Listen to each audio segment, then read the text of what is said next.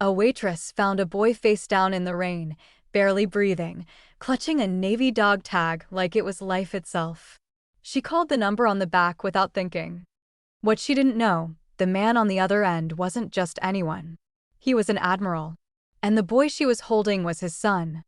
The rain hammered down like punishment, pooling in the gutters and turning the cracked sidewalk into a river of lights. Danielle Vandyke pulled her frayed hoodie tighter and cursed her decision to cut through the back alley behind the old theater. It was late, and she was sore, 2 shifts deep and $26 short on rent. The whole street smelled like wet cardboard and stale fry grease. She just wanted to get home, peel off the soaked diner uniform sticking to her back, and forget the day ever happened. But halfway down the block, she saw him. A child, maybe 8 or 9. Collapsed near the curb like a discarded toy, one arm flopped under him, his striped shirt soaked through and clinging to ribs far too visible. "Hey!" Danielle's voice cracked the air. She ran. She dropped to her knees, barely noticing the splash of freezing water. Her hands trembled as she turned him gently, brushing blonde hair off a pale forehead. His face was cold, but his skin was warm, too warm. She pressed 2 fingers to his neck. Faint pulse. Still alive. Thank God. "Come on, kid, stay with me." She tilted his chin to clear his airway, just like the training from years ago. That's when she saw it. A silver chain tangled in his fingers. A dog tag scuffed and worn, but with a familiar shine. Her stomach dropped. She turned it over. Name: Brad Brainerd. Contact: H. Brainerd 757 ***. That last name. Danielle had heard it before. Somewhere. Somewhere official. Her thumb hovered over the call button, brain screaming to call 911, not get involved. But something about the number, the way it was etched like it wasn't meant for emergency services, it felt personal. She hit dial. 1 ring. 2. Brainerd. Not a question. A command. Cold, clipped, military. I found a boy. He's hurt. Unconscious. Danielle's voice faltered. He had this tag. Says Brad Brainerd. Is he? Where? The voice cut in. Coastal Drive. Behind the old Colfax Theater. Is he bleeding? No. I don't think so. He's breathing. Weak, but you are not to leave him. You are not to speak to anyone. Do not move until I arrive. Wait, who? The line went dead. Danielle stared at her phone, the sound of rain bouncing off her jacket hood. What the hell just happened? She looked down at the boy at Brad. His chest barely rose and fell. A child alone in the dark with no one but a waitress who smelled like hash browns and stress. And apparently, a father powerful enough to issue commands like a war was on. She wrapped her arms around him and held on. And as sirens finally echoed in the distance, Danielle had a sinking feeling she hadn't saved the boy from danger. She'd just stepped straight into it. Before we continue, like this video and comment where you're watching from. Your support helps us bring more exciting stories that you won't want to miss. The emergency room buzzed with fluorescent light and soft chaos, nurses darting between curtain bays, machines beeping somewhere too close. Danielle sat on the plastic chair just outside Trauma Room 3, soaked denim clinging to her knees, Brad's jacket still draped over her lap. A nurse had taken the boy in without question, but Danielle had noticed the hesitation in her voice when she read the name from the dog tag. Brad Brainerd, she'd whispered, then glanced at another nurse like she'd seen a ghost. No one had asked Danielle for ID. No one asked how she'd found him. She'd expected questions, maybe even handcuffs. She was a stranger dragging a limp, half-frozen child into a hospital at midnight. But instead, they moved fast, too fast. Within 10 minutes, Brad was stabilized, moved to observation, and Danielle was left outside the room, wet and invisible. The rain had stopped by the time she'd come inside, but the chill clung to her bones like smoke. Every minute that ticked by made her stomach twist harder. Something about this wasn't right. A nurse walked by with a clipboard and glanced at her, then quickly looked away. Danielle ran a hand through her damp hair, catching her reflection in a wall mirror, bloodshot eyes, smeared mascara, skin pale from the cold. She looked like trouble. But she didn't care how she looked. All she could think about was the boy, Brad, lying in that hospital bed with an .4 in his arm and no one else in the world coming to find him. Until the door opened and everything changed. The man who walked into the ER wasn't just a father, he was a storm in a white uniform. Rear Admiral Harry Brainerd stepped into the hallway like he owned it, chest full of medals, silver stripes glinting under hospital lights. He didn't run. He didn't call out. His eyes scanned the room with lethal precision, and when they locked onto her, Danielle felt the weight of every chain of command in the Navy land on her shoulders. He crossed the floor in under 10 seconds. "Where is he?" His voice was low, sharp, and impatient. Danielle stood up without realizing. "Inside." "He's stable," she said, and for a heartbeat, she expected gratitude. Relief. Anything. But the Admiral didn't even blink. "How did you find him?" Danielle blinked. "What? Where exactly? What time? Was anyone else around?" His tone was clipped official. He didn't even look at her fully, just past her, like she was a report with bad formatting. "I was walking home from work," she snapped, her voice cutting through the cold. "I found him on Coastal Drive, behind the Colfax. In the damn rain, unconscious, holding a dog tag with your name. I called the number." Finally, he looked at her. Really looked at her. His eyes were ice, no warmth, no thanks. Just calculation. "And you touched the tag? Is that a problem?" Before he could answer, 2 men in black fatigues entered through the automatic doors, no hospital badges, no weapons visible, but everything about them screamed military. They flanked the Admiral like shadows. The taller one leaned in and whispered something. Admiral Brainerd nodded once, then turned back to her. "You'll need to answer some questions. A debriefing officer is en route." "Excuse me." Danielle stepped forward, her jaw tightening. "I'm not your soldier, Admiral. I saved your son." For the first time, his gaze faltered. Barely. A flicker, then the cold mask returned. "And that's exactly why this has to be handled carefully." Behind her, a nurse stepped out of the room. "He's stable. He's sleeping. No external injuries, but we're running a tox panel and scans. He's severely dehydrated." Danielle exhaled. The nurse continued, "But he said your name." Brainerd's head turned sharply. "Mine?" The nurse hesitated. "No. Hers." She pointed to Danielle. Danielle blinked. "What?" He said Danielle twice, then fell asleep again. Brainerd stared at her, expression unreadable. Danielle swallowed. "We've never met. I swear. I don't even know how he." Before she could finish, a team of Navy personnel entered through the doors. No sirens. No announcements. Just clean movements and hidden authority. The kind of power that didn't ask permission. One of them, a woman in dress blues, approached the front desk and flashed a credential too quickly for Danielle to see. The nurse behind the counter nodded, too fast, too afraid. Another stepped into Brad's room, and Danielle's heart leapt into her throat. "Hey, what are you doing?" she shouted. The Admiral held out a hand like a wall. "Stand down. They don't work here." "They do now." Danielle stepped back, chest heaving. "No cops. No questions. You people just walk in and take over? You're not even filing a report." A clipboard was suddenly in front of her. A quiet voice, "Miss Vandyke, we need your signature here." "It's just an NDA. Standard procedure." She looked down. "Medical confidentiality. Disclosure waiver. No copy provided." "No. I'm not signing anything. You won't be involved beyond this." "I am involved," she snapped, pushing the clipboard back. "I held that kid in the rain while nobody came. I am involved." The Admiral's jaw tightened. "Ms. Vandyke." "No," she cut in. "If your son's in danger, I want to know why.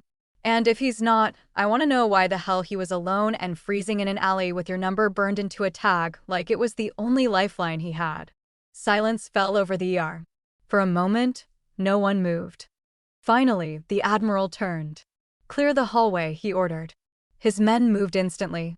Within seconds, the nurses had retreated, the MPs stepped outside, and the corridor belonged only to them. He stepped closer to Danielle. My son was supposed to be at a secure location. A detail that wasn't followed. Was he taken? We're investigating. Or were you hiding him from something? His lips tightened. This isn't a movie, Ms. Vandyke. No, it's a cover-up. He exhaled slowly. Whatever you think is happening, I assure you, the less you know, the safer you are. Let me guess, she said, voice cracking, you'll make me disappear next? He didn't answer. But that silence said everything. Danielle folded her arms. You can have your clearance. Your men. Your medals. But I'm not signing anything. And I'm not going anywhere. The door to Brad's room opened again. A nurse peeked out. He's awake. Both Danielle and the Admiral turned at once. I want to see him, she said. That won't be possible. I need to see him. He knows me. Brainerd hesitated. Just for a second. Then gave a short nod to the nurse. Let her in. 2 minutes. Danielle stepped past him, breath shallow, heart pounding. Inside the room, Brad blinked slowly in the pale light, for taped to his wrist, eyes glassy but aware. He looked at her and tried to sit up. She rushed to his side. Hey, she whispered, brushing his hair back. You're okay now. He gripped her hand, weak but certain. I knew you'd come back. Behind her, the Admiral stood in the doorway, watching his son cling to a stranger. And for the first time since he arrived, something in his face cracked. Not anger. Not pride. Fear. Danielle didn't go straight home. She walked for almost an hour, taking streets she didn't usually take, glancing behind her every few blocks. The air was thick with the smell of wet asphalt, and the soles of her shoes were still damp from the hospital floor. Her reflection in the darkened store windows didn't look like someone who'd just saved a child. It looked like someone being followed. Every sound, a closing car door, a voice in the distance, made her flinch. By the time she reached her apartment, her nerves were frayed thin. She climbed the creaky stairs to the 3rd floor and let herself in, locking both the knob and the deadbolt behind her.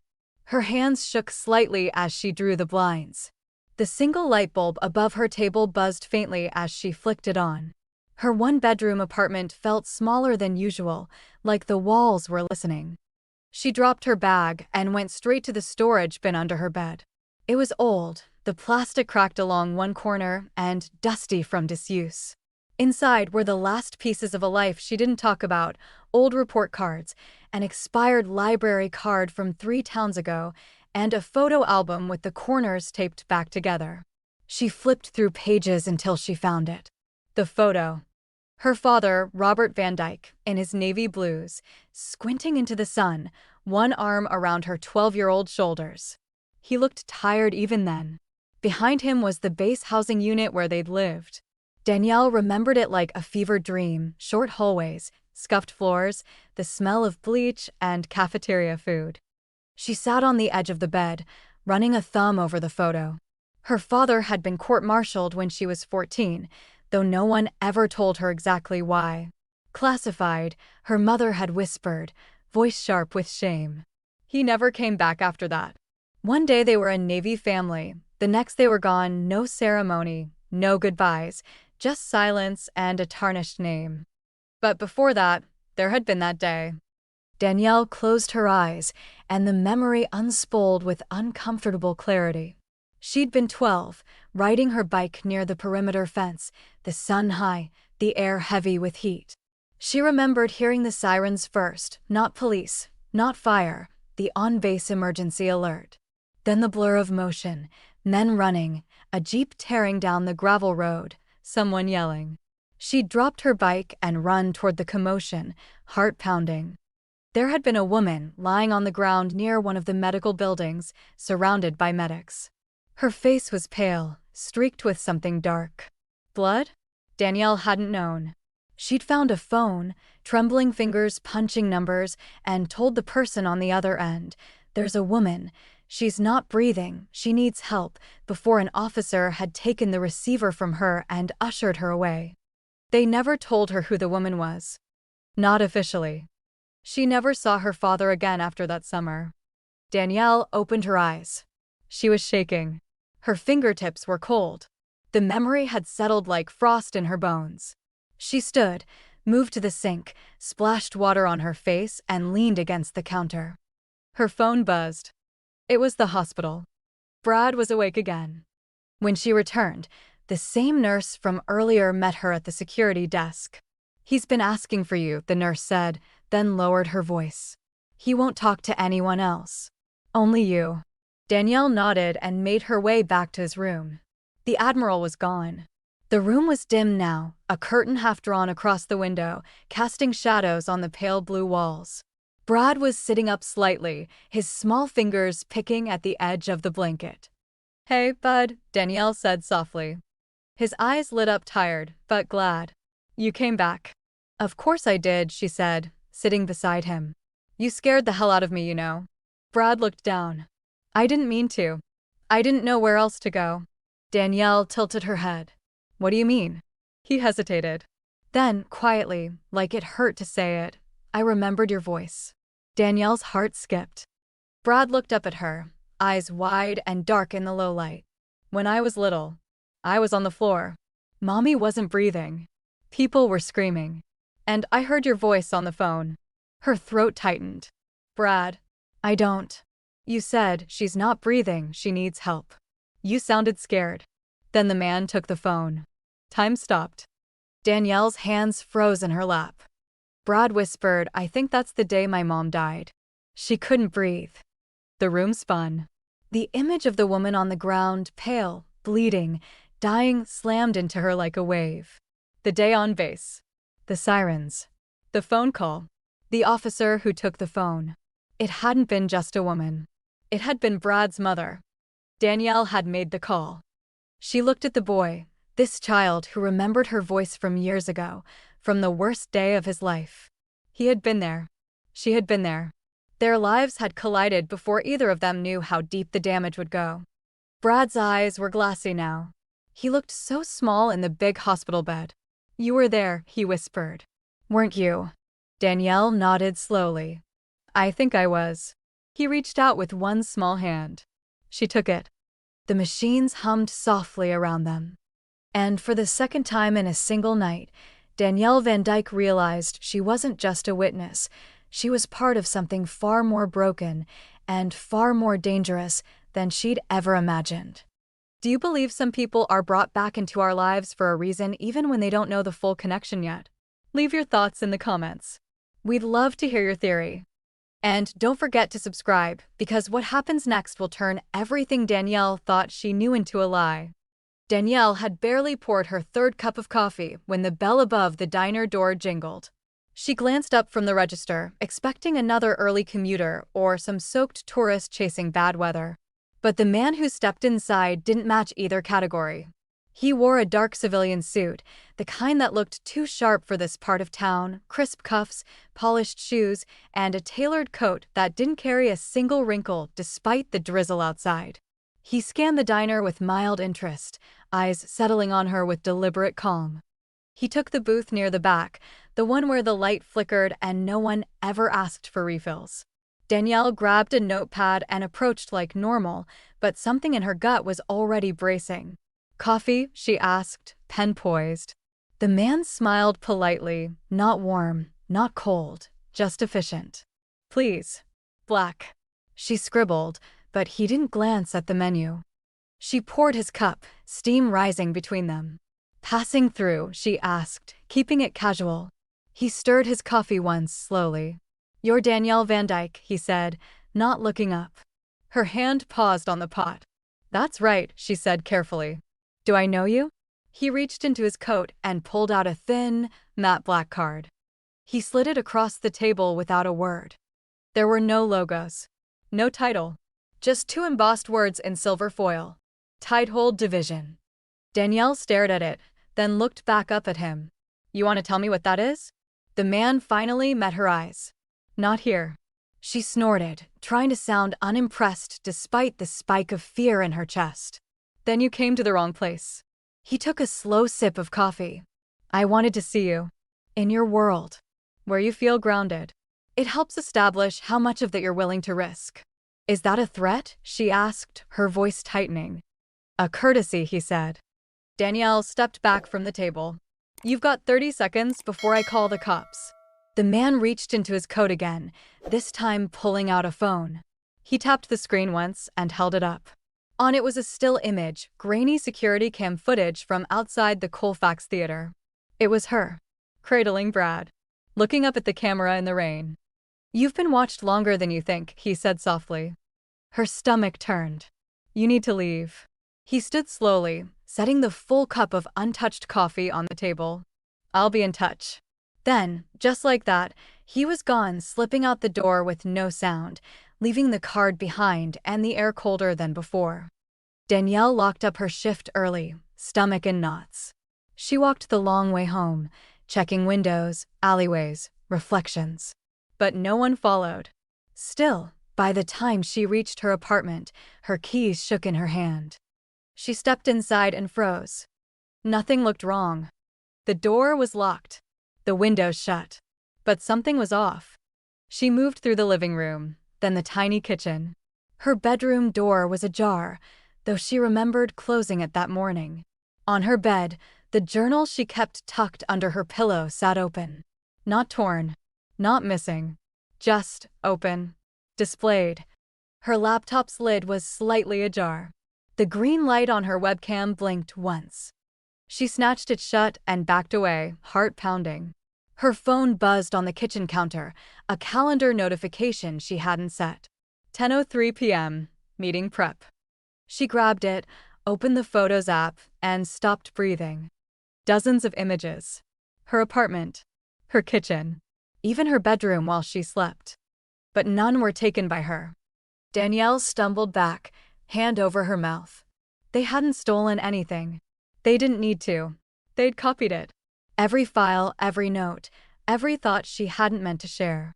She ran to the closet, yanked the power cord on the router, shut off every device she could find. She spent the next hour tearing her place apart, looking for hidden cameras. She found none. That only made it worse.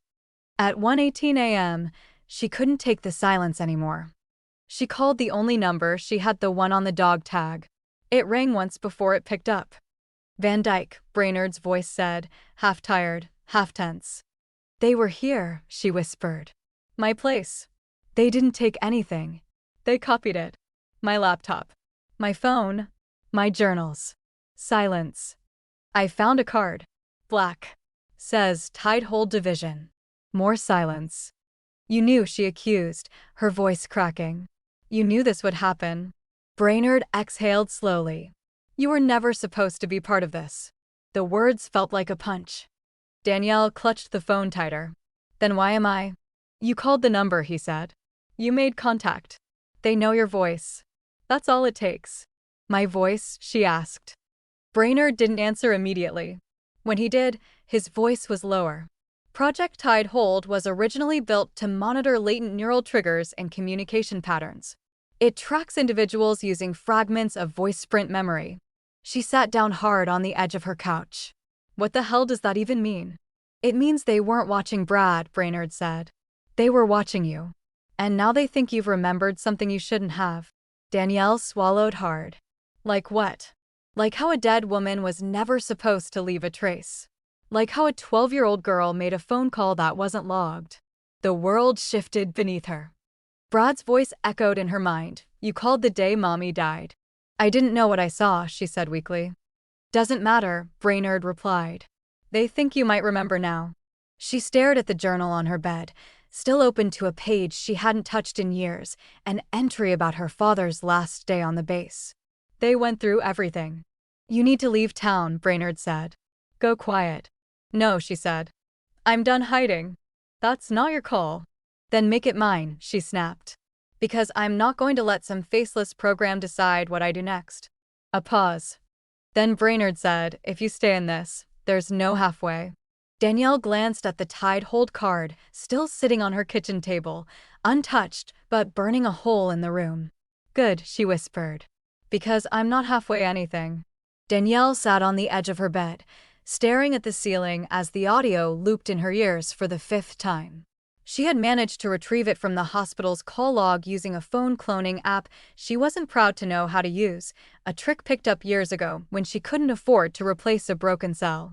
The recording was grainy but intact, background beeps, echoing footsteps, the hushed voices of 2 men near Brad's hospital room. She had almost deleted it the first time. It sounded like nothing but static.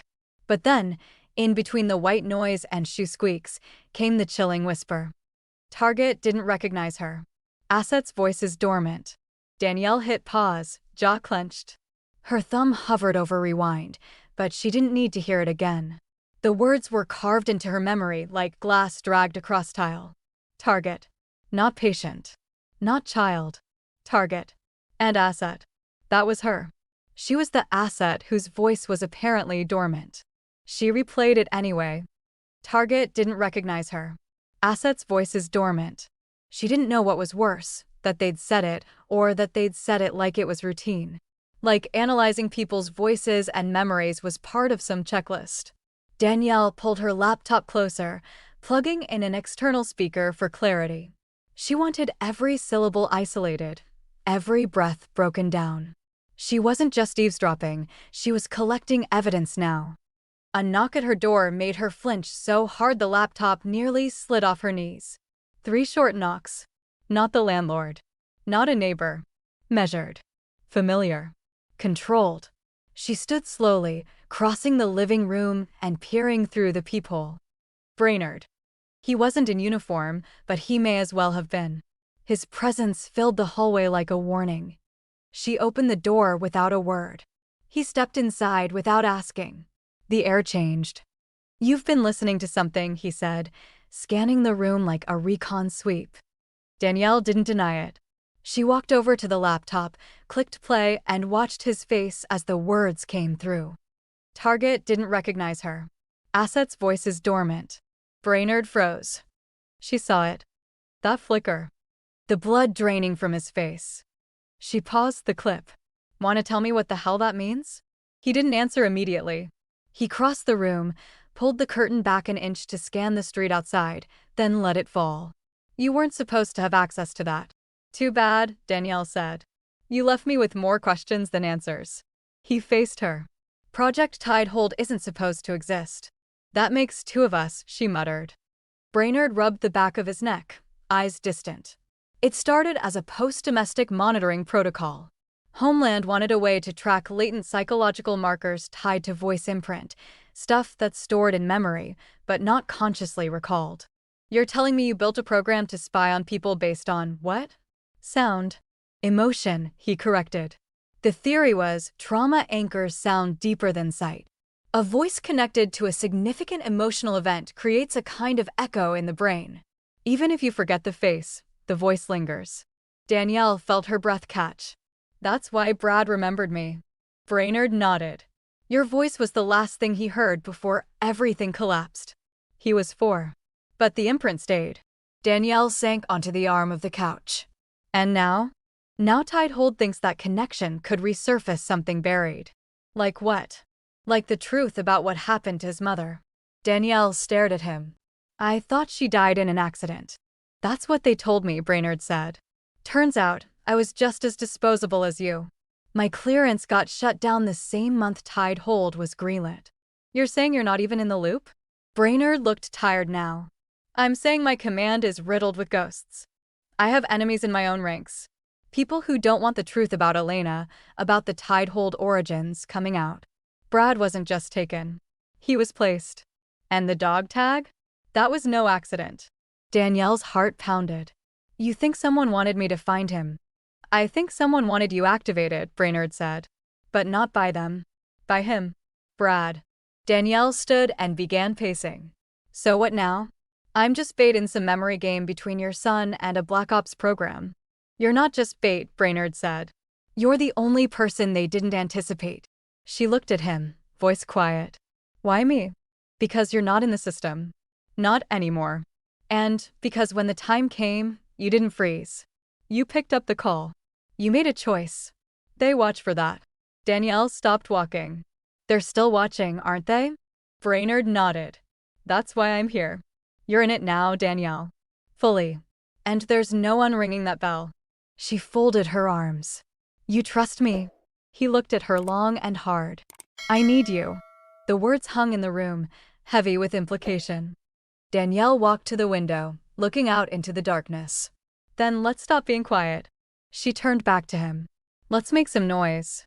If you discovered a hidden program was tracking your memories, would you run, or would you dig deeper? Drop your answer in the comments. Subscribe for the next part of the story, where Danielle stops asking questions and starts hunting for answers. Danielle returned to the hospital under the radar, slipping past the main desk with the badge a nurse had given her the night before. The halls were quiet this time, the chaos of Brad's arrival now reduced to the quiet hum of recovery and routine. She brought a small bag with coloring books and crackers, something to make her look more like a friend than a threat. The air in the pediatric wing was strangely still, and even though nothing looked out of place, her stomach was tight with unease. Her instincts had learned how to scream before her brain caught up. When she reached Brad's room, he was sitting up in bed, watching cartoons with the volume too low to hear. He smiled the moment he saw her, and something in Danielle softened, just for a second. She crossed to his bedside and ruffled his hair, which had started to curl slightly at the edges. Brought snacks, she said, setting the bag on the tray. But only if you promise not to tell your Admiral Dad I'm feeding you junk. Brad grinned. I won't tell if you don't. They shared a quiet moment, a little cocoon of peace in the storm of everything else. But then she noticed something 2 figures down the hallway. They were standing too still, dressed too clean. Not nurses. Not doctors. Both wore black jackets, unzipped just enough to show the edges of what might have been holsters. Her fingers froze on the edge of the tray. One of them walked to the nurse's station and flashed an ID too fast, too confident. The nurse there barely blinked before pointing toward Brad's room. The second man stepped back, talking quietly into his collar mic. Danielle's heartbeat doubled. Her brain didn't argue. It didn't hesitate. It screamed. She stood quickly, placing herself between Brad and the door. Don't say anything, she whispered. Not unless I say so. Brad blinked. Why? What? The first man entered the room, smiling like someone who practiced it in the mirror. Ms. Vandyke, he said. I'm with Naval Child Protective Security. We're here to transfer the boy. Danielle didn't move. Where's your clearance? The man held up a tablet, flashing a document with too many seals and too little context. We're just here to escort him to a safer location. Orders from command. Which command? She asked. The man's smile tightened. Ma'am, you don't want to interfere with this. We're just following protocol. Danielle reached for her phone under the tray, pressing a button Brainerd had shown her the night before. One tap. No words. Just an alert. Lockdown trigger, active. The second man stepped into the room behind the first. Ma'am, we really need you to. But the hospital lights suddenly dimmed, and a deep voice crackled through the intercom. Facility lockdown. All exits sealed. Remain in place until security override is cleared. The 2 men froze. Danielle didn't. She grabbed Brad's hand and pulled him toward the side exit. Now, kid, she hissed. One of the men reached for her, but she slammed the tray table into his leg and shoved Brad through the door. Alarms blared in the distance, red strobes illuminating the halls in pulses. Nurses shouted. Patients stirred. But Danielle ran, and Brad ran with her. They reached the elevator, but it was dead. Lockdown. Of course. She turned and dragged him toward the stairwell. Behind them, footsteps pounded fast, heavy, angry. Then a crash. Not far. Too close. As they rounded the landing, the stairwell door at the next floor burst open. Brainerd stood there in a black overcoat, flanked by 2 men in tactical gear. Get down, he barked. Danielle dropped. Brainerd moved like a blade, sharp, clean, and fast. He grabbed one of the fake operatives by the collar and slammed him against the wall. The man struggled, but Brainerd's elbow came down hard against his shoulder. A crack. A scream. The second man raised a weapon too late. A Navy guard shot him clean in the leg, and he dropped, howling. Danielle shielded Brad with her body until Brainerd reached them, breath fast, but eyes laser-focused. "Are you hurt?" he asked, checking Brad's face, hands, arms. "We're fine," Danielle said, breathless. "They were going to take him." "I know," Brainerd muttered. "They almost did." More boots pounded down the stairs this time, the right ones. Uniformed Navy personnel poured in, barking commands and securing the suspects. Blood smeared across the floor. One of the fake agents was already unconscious. The other hissed something under his breath, not in English. Brainerd turned to one of his men. "Cuff them. I want live interrogation this time." "Yes, sir." Danielle stood, pulling Brad to his feet. "You said this was politics," she said, shaking. "This isn't politics." Brainerd's expression darkened. "No, this is treason." He looked around the stairwell, the chaos still unfolding. The hospital lockdown. The impersonation. The forged transfer documents. This wasn't an outside operation. This came from someone with clearance inside my command. This was an extraction, not a kidnapping. Danielle nodded slowly. They knew his schedule, his location, even his alias in the hospital records. "They knew you'd be here too," he said quietly. Brad clutched Danielle's side, shivering. "Are they gonna come back?" "No," Brainerd said. "Not today." Danielle looked at him, her voice barely above a whisper. "What happens next?" Brainerd met her eyes. "Now we go on offense." The offer came 3 days after the hospital incident, delivered in a slim envelope through the slot in Danielle's apartment door. Inside, a check with too many zeros, a relocation packet stamped confidential, and a non-disclosure agreement that read like a muzzle. No sender, no logo, just a message typed in courier font. "Take the money. Start over. Walk away." Danielle read it 3 times before tearing it in half. She knew hush money when she saw it, and whoever sent it clearly didn't know her at all.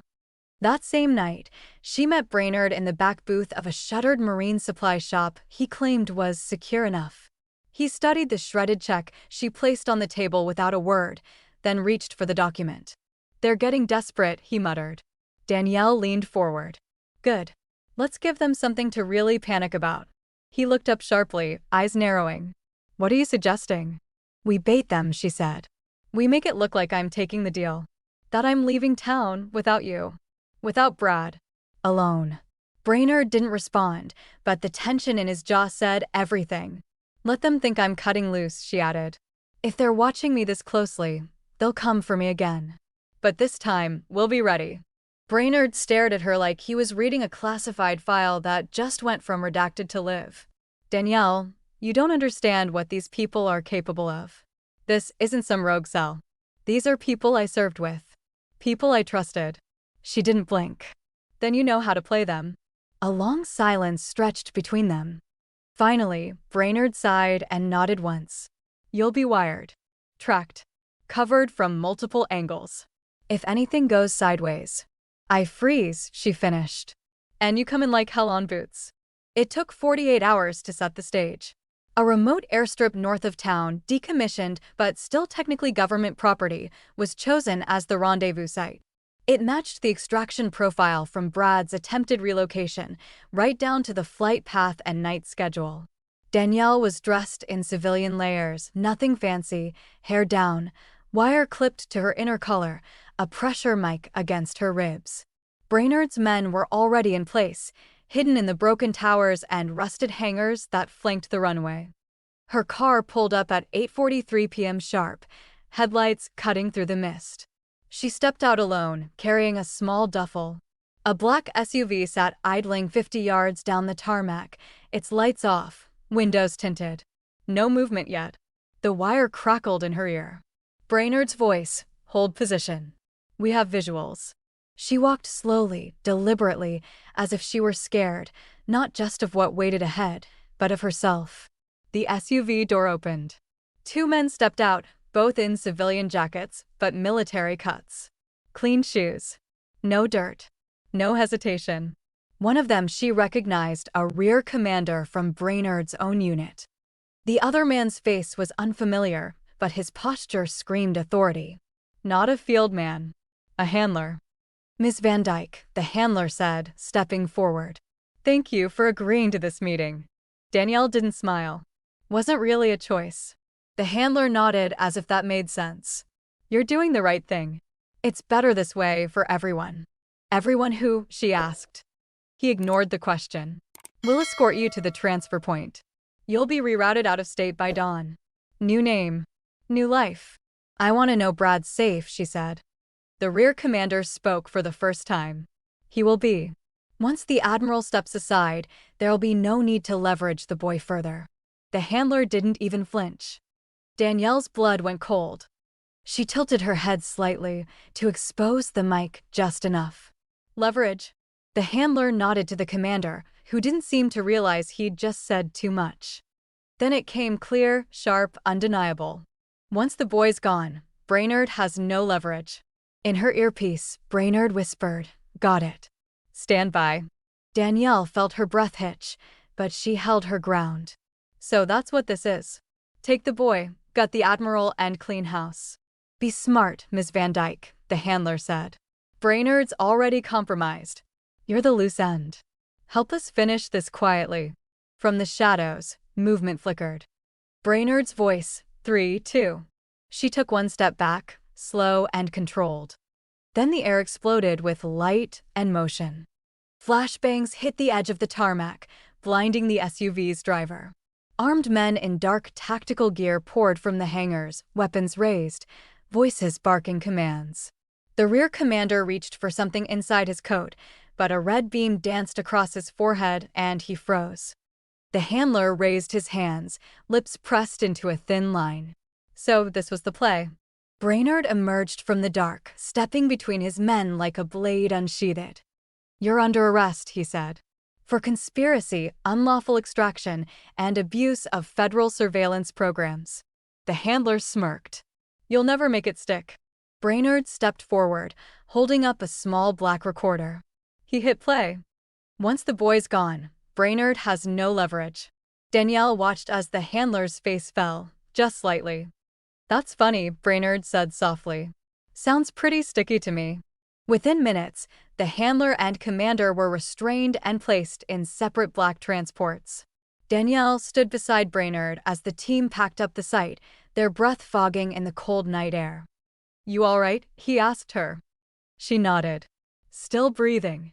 He handed her the recorder. You just changed everything. She stared at the small device in her palm, then up at the dark sky above the runway. No, she said. They did, the second they came after Brad. They met in the back wing of a secured federal debrief facility, an abandoned naval archive repurposed into a war room for a war no one officially admitted existed. Brainerd waited at the head of the table, arms crossed, face carved from something harder than stone. Across from him sat Rear Admiral Leland Cutter, former mentor, current handler, and the man behind the Tide Hold operation. Cutter looked older now, but not weaker, the kind of man who wore his betrayal like it was policy, not personal. His hands were cuffed, but his eyes gleamed with smugness. I always told you sentiment would ruin you, Cutter said, voice low and controlled. You cared too much about the boy. About the woman. About the uniform. Brainerd didn't respond, not at first. He let the silence stretch, let the rot sit in the room until it stank. Why? He asked finally. Why Brad? Cutter leaned back in the chair, metal cuffs clinking softly. Because you made him a target. You let a human woman too close. You let her give birth to a kid who mattered, not just biologically, but politically. You put blood and love above silence. That made him leverage. Brainerd's jaw clenched. He's my son. He's a liability, Cutter replied flatly. And you were supposed to understand that. Danielle watched from the observation room, flanked by two guards who weren't quite sure how to treat her. Civilian? Asset? Something else entirely? It didn't matter. What she saw in that room wasn't just a confrontation, it was a reckoning. Cutter spoke again, this time more measured. We needed you out. But no one could force a decorated rear admiral to resign without a scandal. So we created one. Brad's disappearance would shake your command. You'd spiral, then step down quietly, of course. You'd be replaced by someone controllable. And Tidehold would continue. Brainerd's voice dropped. You weaponized a child to destroy a father. Cutter shrugged. It's not personal. It's systemic. Danielle flinched at that line. Because it was personal. Every second of it. She turned away from the glass and left the room before Cutter could say another word. She found Brainerd in the hall 20 minutes later, sitting alone on a bench outside the secure briefing center. His coat was draped over one knee, the other bouncing, the only sign he wasn't made entirely of iron.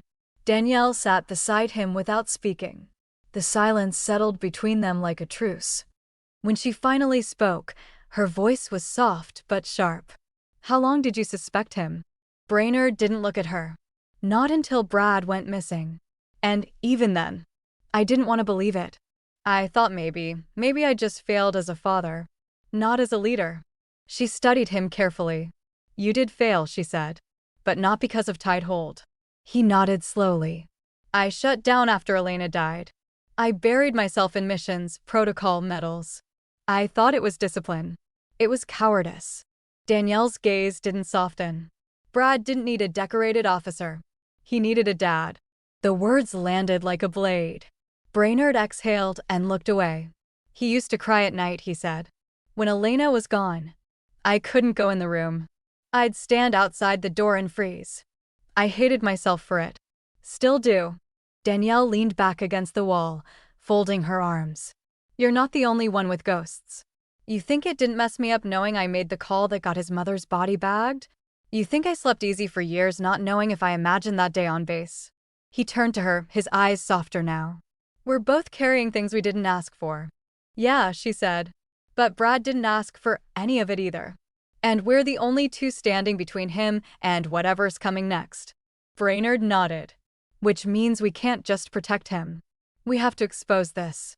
Danielle raised an eyebrow. You're suggesting we go public? No, he said. We go smart. Strategic. One leak. One hearing. One bulletproof thread of truth they can't bury in protocol. She thought about it, then nodded. Then we start with Cutter's confession.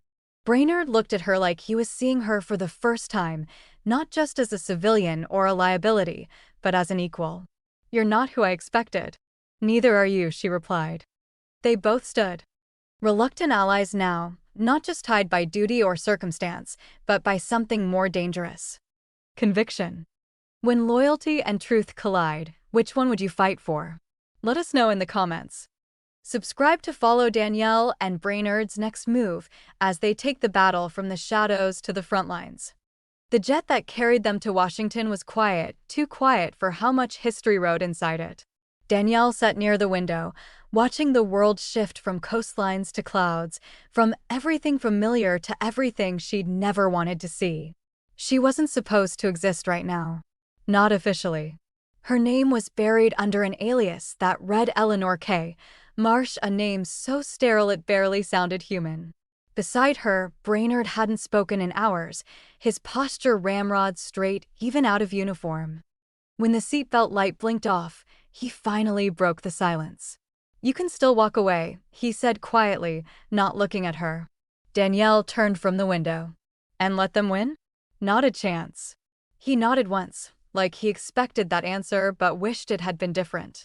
The air between them carried the weight of what neither could say, that after this hearing, neither of them might ever see Brad again. The convoy that met them at Andrews Air Force Base was small but precise. 2 black cars, tinted windows, 0 words. Danielle sat in the back seat while DC blurred past in streaks of marble and morning light. She'd seen the Capitol on postcards, not in person, never this close to power or corruption or whatever lay in the space between. Her chest tightened as the car turned down a restricted lane and pulled to a stop outside a gray building with no sign and too many cameras. The guard at the door took one look at Brainerd's credentials and waved them through. Inside, the hallways smelled of polished floors and filtered air, the kind of clean that came from secrecy, not sanitation. A woman in a black blazer led them to a small antechamber. You'll wait here, she said. When the committee is ready, you'll be called.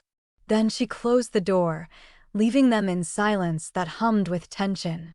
Danielle's palms were slick. She wiped them on her slacks and tried to steady her breathing. "You've done this before?" she asked. Testified. Brainerd gave a dry smile. "Plenty of times. Never against my own." He straightened his tie, though it didn't need it, and looked at her. "Whatever happens in there, stay calm. They'll try to provoke you. Don't let them see fear." The door opened again, and an aide gestured them forward. The hearing chamber was smaller than Danielle expected, almost intimate, a curved panel of senators at the front, a few note-takers along the wall, and recording equipment that looked more suited for confession than governance. No press. No public. Just the air of something about to implode.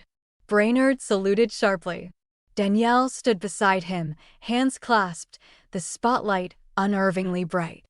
"Rear Admiral Brainerd," the chairman said, voice clipped and formal. "And Ms. Marsh." His gaze lingered on Danielle, curious, assessing. "Thank you for your cooperation." She didn't reply. Her throat was too dry. The chairman turned a page on his binder. "We've reviewed your submitted materials, evidence tied to Operation Tide Hold, and its alleged abuse of domestic surveillance protocols. We're here to determine credibility." "Proceed." Brainerd reached into the case he'd carried since boarding the plane. Inside were files, drives, photographs, all meticulously labeled, each one a nail in someone's coffin. "You'll want to start with Exhibit C," he said. "Audio recovered from a clandestine extraction attempt at an airstrip north of Norfolk. Contains the voice of Admiral Cutter authorizing the removal of a minor, codenamed the leverage asset." He pressed play. Cutter's voice filled the room. "Once the boy's gone, Brainerd has no leverage." The silence afterward was nuclear. One senator coughed softly. Another leaned toward his aide, whispering something that made the aide's eyes widen. Brainerd didn't blink. "There's more," he said, passing forward a folder. "Financial transfers routed through unlisted accounts tied to defense contractors. Same pattern every quarter for 3 years. The payments stopped the week Tide Hold went dark." He looked at Danielle. "And then there's her recording." Danielle's hands shook slightly as she set the small audio device on the table. "This was captured from the hospital the night Brad was admitted. You'll hear agents confirming a dormant voice asset, me. They'd been monitoring my call history since I was 12 years old." She hit play, and the grainy whisper filled the room again. Target didn't recognize her. Asset's voice is dormant. It was quieter this time, but somehow heavier. When the audio ended, the chairman leaned back, eyes narrowing. "You understand the implications of what you're alleging," he said. "This program violated every domestic law on the books," Brainerd interrupted. His voice wasn't raised, but it cracked like a gunshot. "It used civilian voice prints to build psychological profiles. It groomed operatives. And it targeted a child to cripple a command structure. If that's not treason, what is?" The room erupted in motion, aides whispering, papers rustling, one senator abruptly standing and leaving. Danielle stared at the tabletop, her reflection warped in the polish. When the shouting died down, the chairman spoke again. "Rear Admiral Brainerd, given the nature of this testimony, your career is effectively terminated pending full investigation." Brainerd only nodded. "I'm aware." The chairman turned to Danielle. "And Ms. Marsh, or should I say Ms. Vandyke, what outcome are you seeking here?" Danielle hesitated. "Accountability," she said. "For what they did to Brad. To his mother. To me.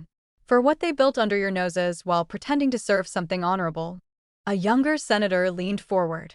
"We can give you protection," he said. "A new identity. Financial security. But if you take it, you disappear. You'll never testify again, never contact Brainerd or the boy. It's the only way we can guarantee your safety." Her pulse roared in her ears. She looked at Brainerd, who was watching her quietly, unreadable. He knew the weight of that offer. He'd probably arranged for it himself. A way out. A clean slate. No more danger. No more Tide Hold. But also no more Brad. "No," she said finally, her voice steady. "I'm not vanishing. I've done that once already. I'm staying." Brainerd's jaw tightened, but there was the faintest glimmer in his eyes, pride, maybe, or relief. The chairman sighed. "Then you'll remain under provisional witness protection until this investigation concludes." He gathered his papers. Gentlemen, we're done here. The moment they stepped outside, the hallway felt like freedom and consequence wrapped into one. Brainerd exhaled for what felt like the first time all day. You just made yourself a target again, he said. Danielle smiled faintly. Then they'll have to catch me first. They walked toward the exit together, their footsteps echoing through marble and shadow. Outside, the wind was cold, carrying the smell of rain. For the first time since she'd found Brad in that alley, Danielle didn't feel powerless. She felt certain. Whatever came next, she'd face it. Not as a waitress. Not as an asset. But as someone who refused to disappear again. The wind off the water still smelled like salt and rust, same as it always had. The small coastal town hadn't changed, not the chipped street signs, not the uneven boardwalk, not the slow churn of fishing boats along the docks. But for Danielle Vandyke, everything felt different. The air seemed lighter. The silence less suffocating. From her porch swing, she watched Brad in the yard, laughing as he chased a battered soccer ball across the grass. The bungalow behind her was modest but clean, tucked far enough from the road that no one looked too closely. It had been arranged quietly, no press, no ceremony, just a new mailbox and a fresh set of keys. The Navy didn't call it a safe house, but she knew better. It was a fragile peace, carefully negotiated and painfully earned. She'd turned down the witness erasure program 2 weeks ago. Said no to the new identity, the bank account, the chance to vanish into another life. And yet, somehow, she'd never felt more seen. Danielle folded her hands over a mug of coffee that had long gone cold. Watching Brad be a kid again was all the reward she needed. The screen door creaked open behind her, and she didn't have to look to know who it was. Brainerd's steps were quieter out of uniform, less steel, more shadow. He wore jeans, a gray pullover, and carried none of the weight he used to bring into every room. The Admiral was gone. What remained was just Harry, a man trying, like her, to figure out who he was now that the war had changed shape. He sat beside her, watching the boy in silence. He sleeps now, he said quietly. Nightmares are less frequent. Danielle nodded, her eyes still on the yard. He still hums sometimes. That lullaby. Brainerd's jaw twitched. Elena used to sing it, he said. Before bed.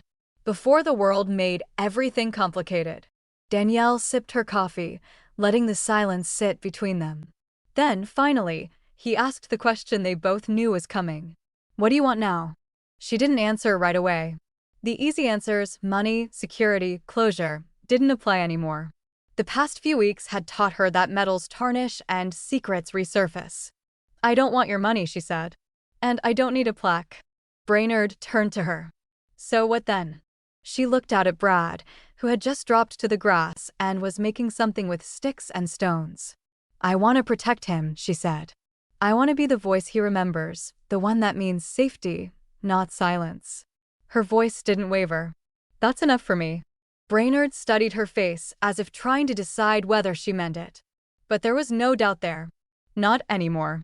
The Navy owes you more than it can ever repay, he said. You uncovered something that shouldn't have existed. You exposed men I once called brothers. Danielle gave a soft, bitter laugh. And all I wanted was to get home dry from a double shift. He smiled at that. Strange how fate works. She looked at him then, not as a symbol, not as a mistake in a uniform, but as a father. A broken one, maybe. But trying. You stepping down, she said. That was your choice? He nodded. They gave me a desk. I gave it back. He paused. I didn't want Brad to grow up thinking the world made you powerless. I want him to see what choosing integrity looks like. Danielle looked back at the yard. Brad had started humming again, barely audible, the sound drifting across the breeze like a promise. Then we make sure he grows up with that lesson in his bones. Brainerd exhaled slowly. And what about you? What happens when they knock again? I answer, she said. With more than a phone call this time. They sat in silence as the sun dipped behind the ridge, painting the world gold and tired. Brad waved toward them, beaming. Danielle waved back, the smallest smile tugging at the edge of her mouth. This place wasn't fancy. It wasn't safe forever. But it was real. She hadn't found a new life. She'd chosen one. One that didn't hide, didn't run, didn't forget. The Navy could try again. The shadows might resurface. But now she knew who she was, not just a waitress, not just a witness. She was the woman who answered the call. And she would answer it again. He was never supposed to be saved. But he was. And now I make sure they never try again. Thank you for listening to this story until the very end. There's another interesting one on your left screen that I think you'll really enjoy.